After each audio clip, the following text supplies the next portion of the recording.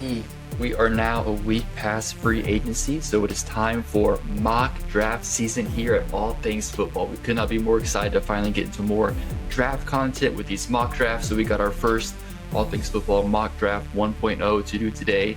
How you feeling about it, Chase? I'm feeling pretty good. I mean, there's still draft is crazy, so I'm certain there's still shakeups to happen. But I love mock draft season.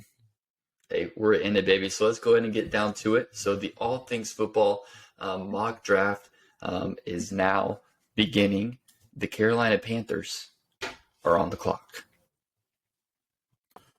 All right. So with that trade up that the Carolina Panthers did, it's definitely for a quarterback. And I'm going with the most polished precision passer in this draft. I'm going to pretend I'm the Panthers. I'm going to pick C.J. Stroud. From the Ohio State University. From Ohio State.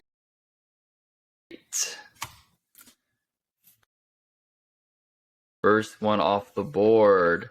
And so now it goes to the Houston Texans. So this is obviously, there's no question about it. It's going to be Bryce Young here for me. So not a lot of debate that needs to go on here.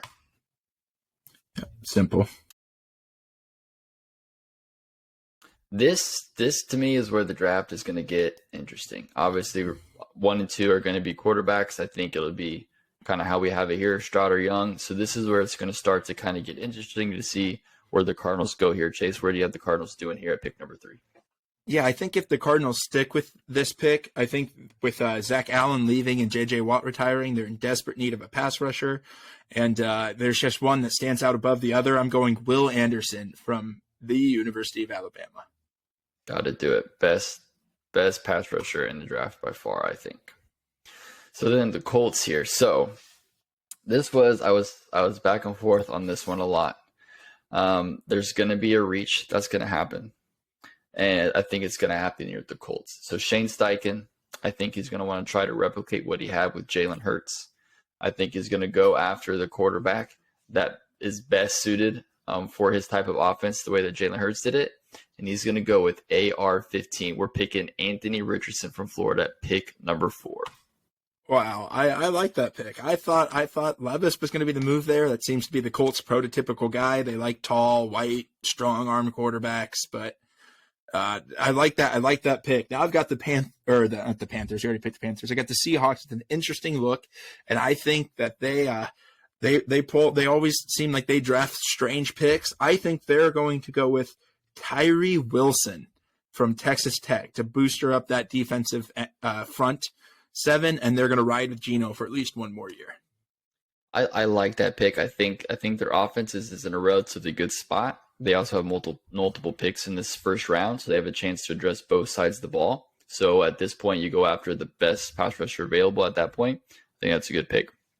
So now what was that? I said, and Tyree Wilson, just a freak on camera. He's like 6'7", 280, huge arm's length longer than some NBA players. Dude's just a prototypical Pete Carroll guy. I like that pick a lot there. So now we have the Detroit Lions, another team with multiple first-round picks. So for me here, I like the idea of just bolstering the defense with their first 2-round picks, similar to what the Chiefs did last year. Defense was clearly the weakest link that they have. So I'm going to go with the pick here where they're going to add a complement to Aiden Hutchinson. And I think that they're going to bolster up that interior. I don't think with everything that's going on, I don't see Jalen Carter sliding out past here. So the Detroit Lions, I'm picking Jalen Carter right here at pick number 6. Yeah, good pick. Most people consider him the best player all around in this draft. He had a real poor showing at his pro day and had that trouble with the law stuff at the combine, but I don't see him falling out of the top 10. Now I got the Raiders, and as much as I'd like to do something smart here, I'm going with a Raiders pick. I am taking quarterback out of Kentucky, Will Levis. Oh, he's doing it. Hey, if the Raiders did this, I would not complain. There's no way that Jimmy Garoppolo is Josh McDaniels' future there, and I think I think he's just signed him in case Will Levis doesn't get, or Anthony Richardson, whichever one of them falls. I think there's a world that they don't fall, and that's why he's got Jimmy. But I think Will Levis is a guy that they stash on the roster, kind of give Josh McDaniels time to work with him, and maybe we see him next year. Next year, even though they paid Jimmy G all that money, they're going to move off him after just 1 year. Hey, the San Francisco 49ers tried to. Why not the Las Vegas Raiders? True. All right, now we got the Atlanta Falcons up here. So the Falcons are interesting because they have a lot of holes to fill. So I like here going defense. So the Falcons were second to last in the league in sacks last year. They only had 21 sacks. The Bears were the only team that were worse at 20. So after fixing the back end of their defense with free agency a little bit, I think they're going to add a premier pass rusher here. And so this is the guy that we were both high on here. You're tempted to say, listen, you're going to keep Nolan Smith there in Georgia, but I'm going to go with Lucas Van Ness out of Iowa here to the Falcons at pick 8. Let's go, Hawkeye. That's crazy. I did not expect that. I've seen him mock that high, and I'm very high on him, so I'd be pretty impressed if he went there. And to me, that's where the draft kind of starts is, we know the top 5 to 6 players in this draft. And then at 8, with the Falcons doing whatever they could pick any pick there. I think this is when the draft starts to get interesting.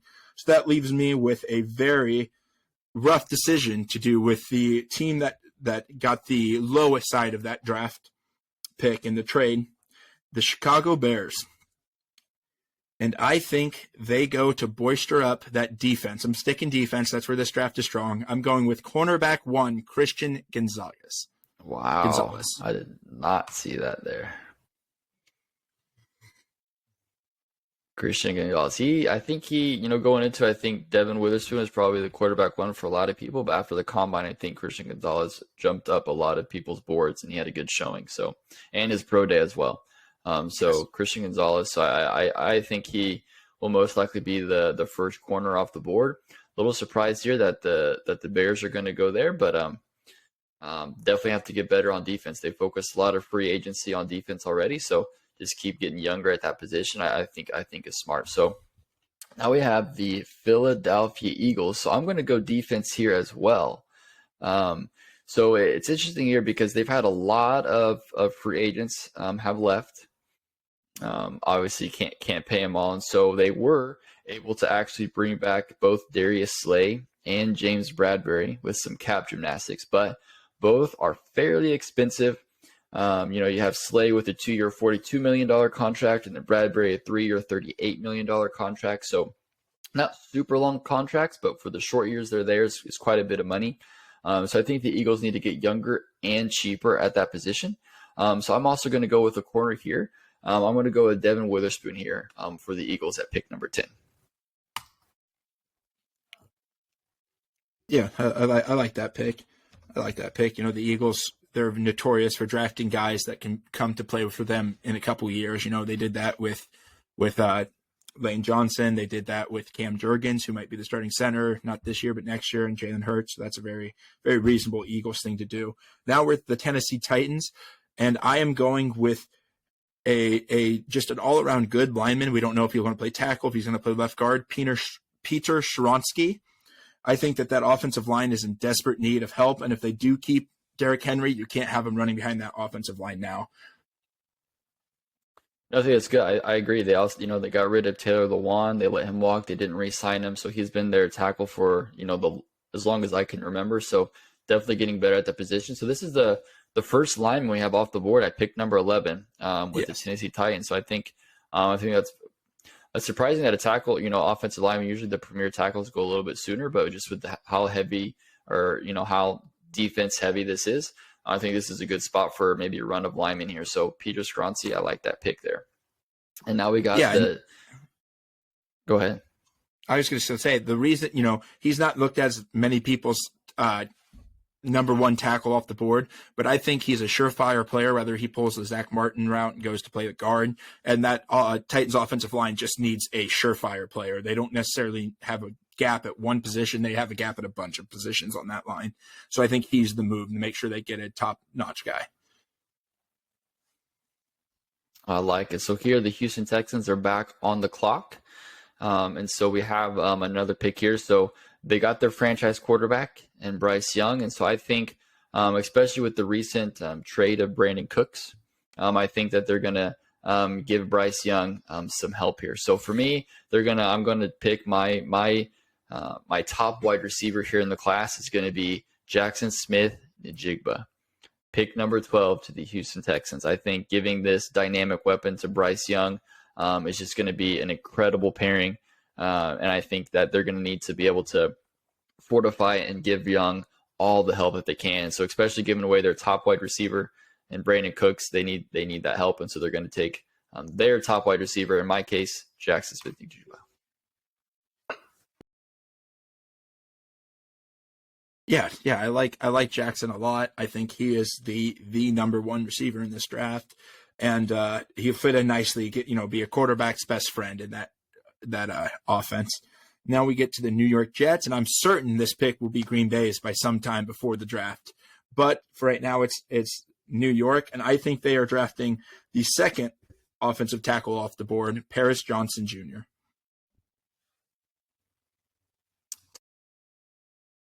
Pair up with Mekhi Becton. Yes, and a very, very beat up offensive line over in New York.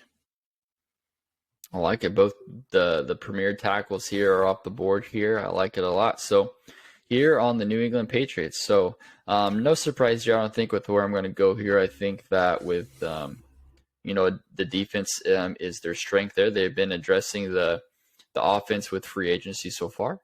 They've had to let some people go via free agency. Devin McCourty retired. They're not going to re-sign Jalen Mills. So I think a guy that's just, to me, when I look at it, just screams Bill Belichick. I'm going to go with Brian Branch, the safety out of Alabama.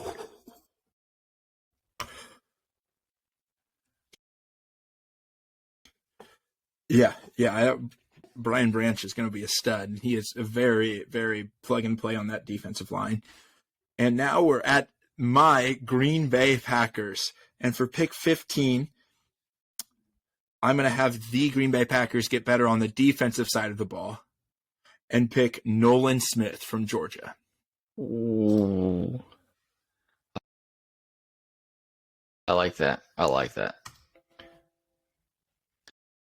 a lot. It's there's a lot of different things that can go here. Obviously, moving forward with Jordan Love, it seems you think that they might, do they take a wide receiver here? They never did it with Aaron. Do they take the wide receiver here? That would be the most wildest thing ever. But I like that, getting better on defense there with Nolan Smith. Yeah, and Green Bay is notorious for taking defensive players that are not ready to go, week one, or need a little bit more to become an NFL asset, like Rashawn Gary. And Nolan Smith can just be that guy that they just mentor kind of up as he's getting playing reps to become that beast in the league. And so here we have the Washington Commanders. Now, this was a pick that I struggled with because the Washington Commanders, they need a lot of help. They need help on defense. They need help on the offensive line as well. And so for me here, I think when we're looking at it, I think that they got to go offensive line here. So I'm going to think they're going to take the best interior offensive line here on the board with O'Cyrus Torrence, the guard out of Florida.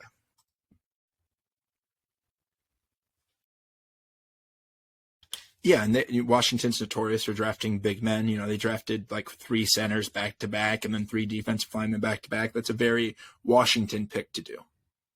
So now we're on the board with the Steelers, and I only see one of these guys as a potential Steeler, and that is cornerback Joey Porter Jr.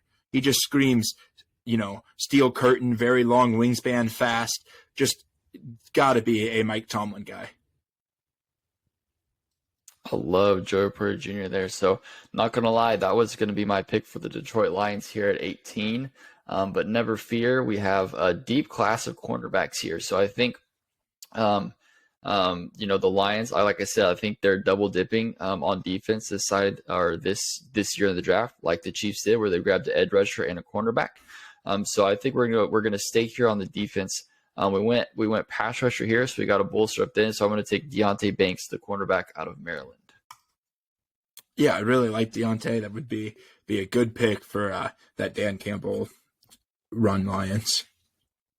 Now we're going with the Tampa Bay Bucks, who haven't had a first round pick, it seems like, in forever since, I don't think they've a first round pick since Tom Brady came. They've been maneuvering the draft. They traded out of it twice. And I think this one they spend on tight end Dalton Kincaid from Utah. Get their Gronk replacement for either Baker or Kyle Trask, probably Baker, to have just a ally in the middle of the field. So Kincaid's your tight end number one then? Yes. Interesting. I like it. So here, the Seattle Seahawks back on the board again. So what I think that needs to happen here is I think they need to continue to supply Geno Smith with weapons. I think they have DK, you have Tyler Lockett, you have great talent there, but they're not getting any younger. They might become cap casualties here in the future. If they want Geno to be successful, they need to keep giving him talent. So I'm going to take Quentin Johnson, the wide receiver out of TCU, to send him to the Seattle Seahawks to pair up with Geno Smith, the comeback player of the year.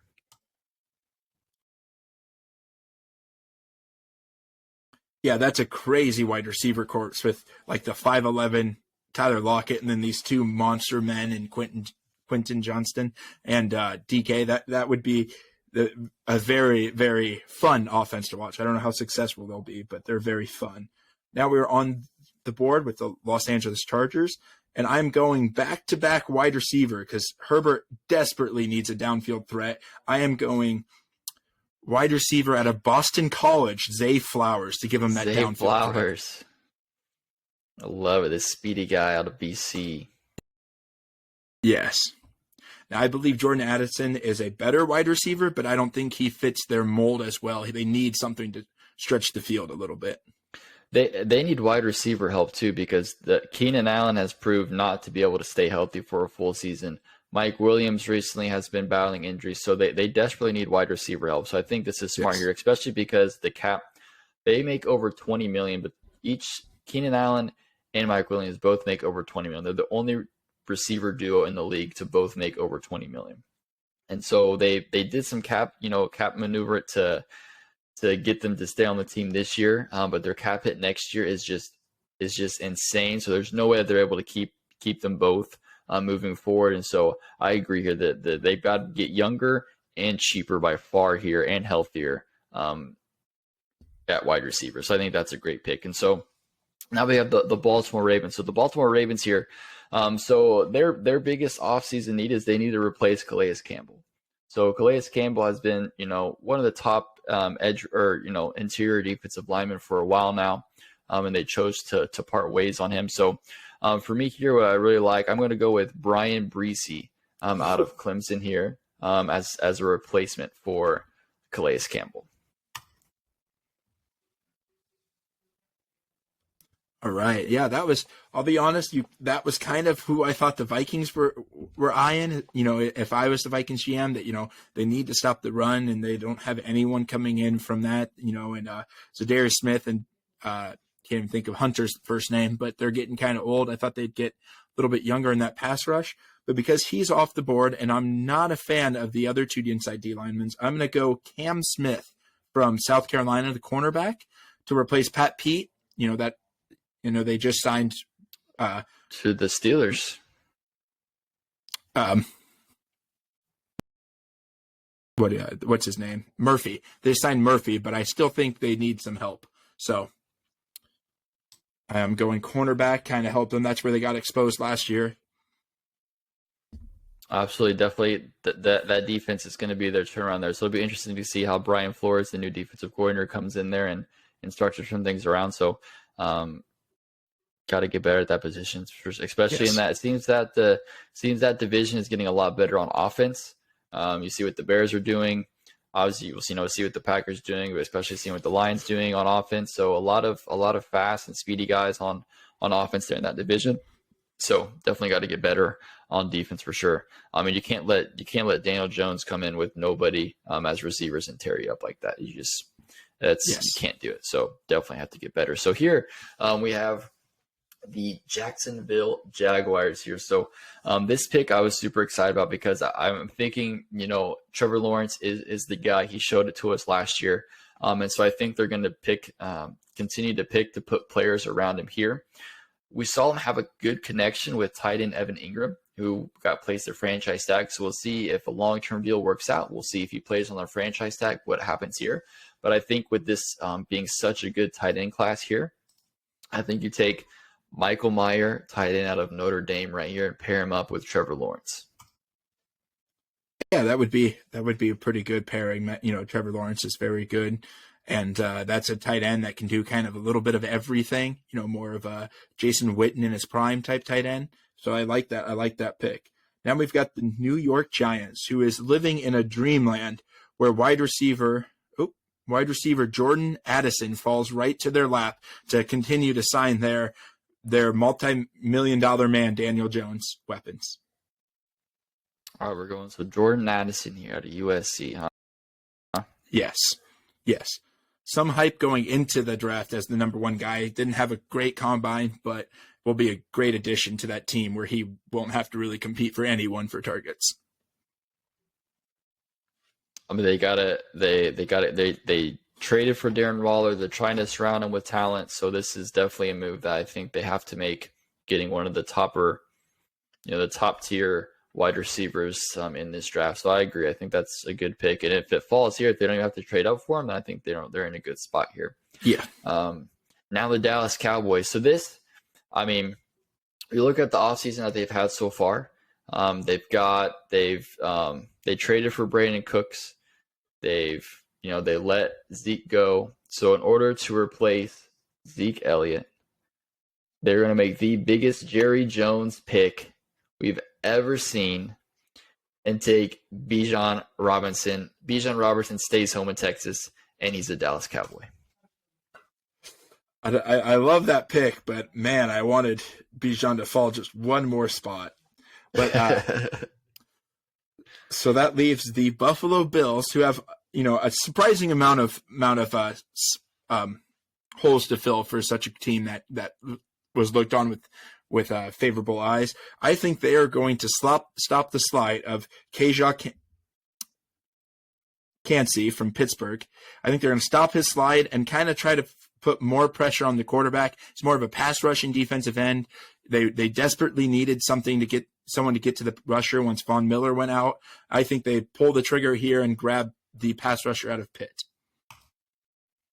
I like it. Defense is where they need to get and stay better at. They lost, some people to free agency, so replace as they go out, replace them. So their division is going to get even crazier with the likes of Aaron Rodgers joining there. So it's AFC is tough, so definitely have to get good on defense. So I like the pick there. So now we have the Cincinnati Bengals. Now the Cincinnati Bengals, their Achilles heel for the past 3 seasons really, has been that offensive line.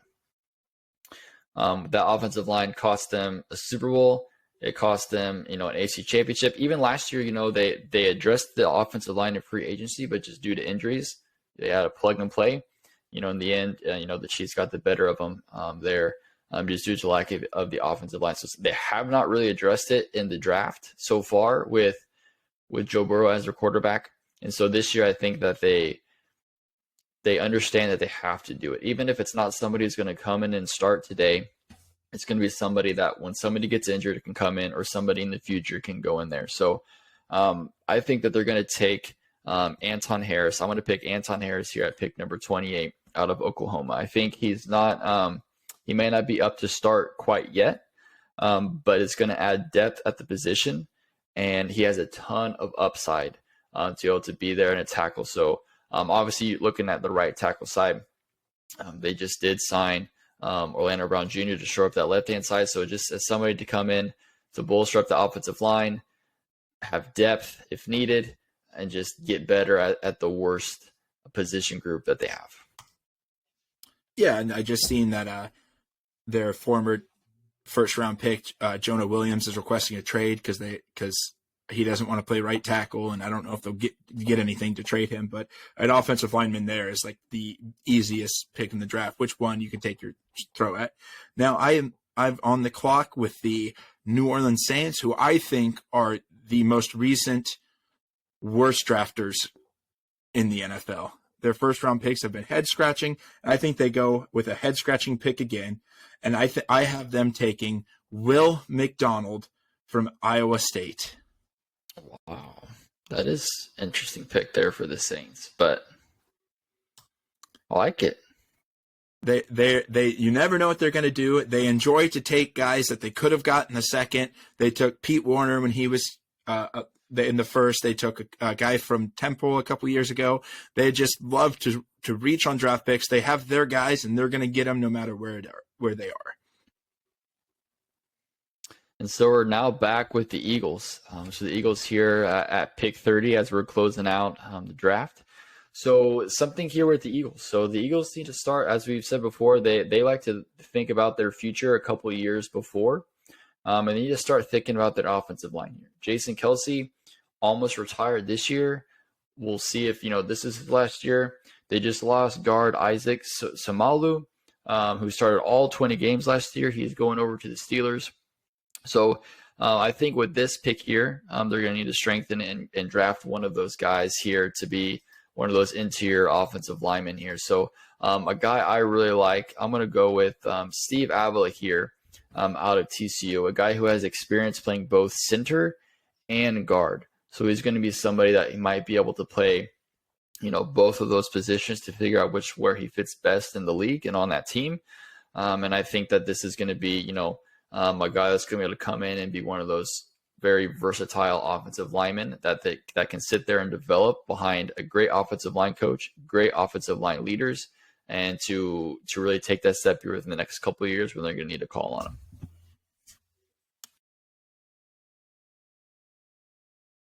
Yeah, I like that. The Eagles focus on trying to get back there, grab guys. That's how, back to the big dance, the Super Bowl. That's how they get back there, is their offensive line. They built that up, so that's a perfect draft for the Nick Sirianni ran Eagles. So now we have the Super Bowl champions Kansas City Chiefs on the clock, and they are no stranger to being here, as they were just here a couple years ago. And I'm going to have them picking a pick that is just as surprising. I'm going with Josh Downs, the wide receiver from North Carolina.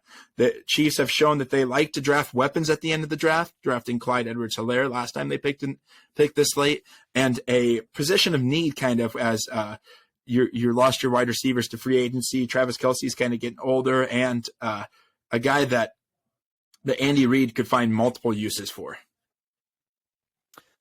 Yeah, interesting pick there. I think you can go a lot of different ways there. Obviously, we're at the point where free agency is still into effect, so they really haven't signed any free agent wide receivers. However, they've lost quite a bit of receivers, and so that receiver room is very thin and very small at that moment. So we'll see kind of what happens there moving forward. But definitely interesting head scratching pick there, especially for coming from me as a Chiefs fan. I think personally I would go defense there instead. But yeah, you can't get mad at giving Mahomes more weapons. Yeah, I think they have proven their ability to find defensive studs late in the drafts with this cornerback class. In your safety, Byron Cook coming in, looking like he's going to start for you this year with Juan Thornhill leaving. So I think they're focused on the offensive side, as they focused kind of heavy on the defensive side last year. And I was debating between Broderick Jones from Georgia's offensive tackle, as you lost both of your tackles and only signed one, but I still think that the Chiefs will value a wide receiver a little higher than they will offensive tackle. Yeah, I like it. So this was the first mock draft here this season here, All Things Football. Chase, we're looking here at our picks here. What's something that stands out to you most here? One of the things that I did not expect is Anthony Richardson at 4. That was a surprising pick to me personally. I'd be very surprised. I understand the regional, and the more I think about it, the more it makes sense. But I just think, man, I know they got a new ownership and whatnot, but I think Chris Ballard and those Colts will shy away from the project, quote unquote, quarterback of Anthony Richardson to go to something that they view as more NFL ready as Will Levis. Yeah, so like I was explaining before, my idea here is just kind of really focusing on kind of who the new coach is in Shane Steichen, and kind of him looking at the athlete that Anthony Richardson is. So we'll see if he wants to take on that project, to see if he thinks that he can, he can bring him in, he can coach him up and kind of turn him into, a Jalen Hurts type of player. It's definitely on the board. Anthony Richardson is a freak athlete. Jalen Hurts is a freak athlete. So it'll be interesting to see what they go there. I debated going back and forth between going, a defensive player there, but somebody is going to reach up there for Anthony Richardson. And I just think as far as it goes, as quarterback needy teams who might go for him, I just think the Colts in that situation, just based off of kind of their owner, kind of how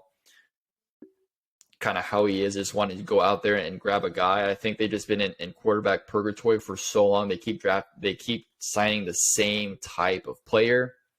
It went from Phillip Rivers to Carson Wentz to Matt Ryan. It's just the same type of player, and it's just not working. So I think they just have to splash things up, change it up, do a complete 180, and go in a completely different direction. And so Anthony Richardson is that pick there for him. And I like that. The idea behind it makes sense, and the direction they're going could be that, that they have a pretty decent offensive line when they play healthy and play well. And I like that pick more and more I think about it. It would be a very good landing spot for AR. So I mean, obviously we'll see what happens, but I think I just think that's what my gut's telling me, that's what's going to happen, and I just think they pull the trigger on it and just go for it. It'll be interesting. He's a first year head coach, so I think he's going to have some leeway, but he's going to be able to grab his guy if that's who he wants to go in there. The only quarterback really of note they have on their roster right now is just Gardner Minshew, who by no means a scrub. I think Gardner Minshew can still play, but he's not really going to be that franchise guy. Yeah, I agree. I'm very high on Gardner's ability to play, but maybe not win every game. Very, very high string backup. What about you? What pick stands out to you in this 31 pick mock? So crazy. There's only 31 picks. So for me, it was the fact that that Kalijah Kancey went so low to pick number 27. I thought for sure. I think he had a strong combine. I mean, he was the fastest defensive, lineman in a long time. He's even faster than Aaron Donald.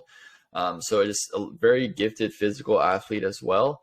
And so I figured he definitely would have went, a lot sooner than pick 27. But it seems like neither of us were very high on him. Yeah. He's a weird prototype as a defensive lineman. We've only seen one of them work out, and that being the person he's compared to a lot is Aaron Donald. He's a pass rushing prototype that's not very good at stopping the run as a defensive lineman. So that's a little concerning, because we've seen people like Solomon Thomas more recently have that same type of build and same type of play style, just completely squashed in the league. So I think that's why I'm a little low on him, but I still think he's a first rounder, and I was a little surprised that it went that low as well.